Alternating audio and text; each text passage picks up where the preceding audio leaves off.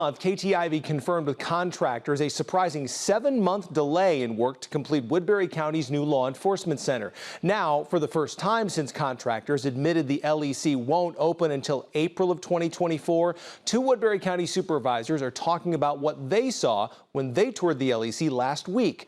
During last Wednesday's tour, Supervisors Matthew Ung and Mark Nelson said they saw every room except for the county attorney's office. That office is already done and is closed off to keep out dust and debris.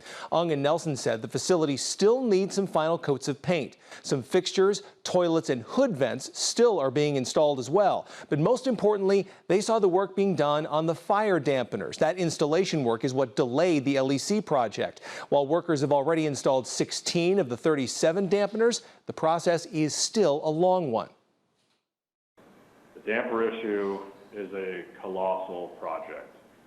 What we saw was basically that every single damper installation is basically a separate custom project requiring scaffolding in some cases inside finished rooms.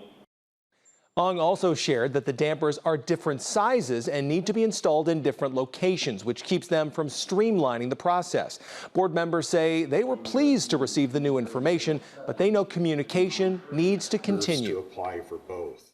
We're going to continue looking for those weekly progress reports, and if not more often, so that we can keep apprised of what's going on, and also making sure that we bring this project to completion and fruition, which is what the taxpayers are owed and what we want to be able to make sure happens.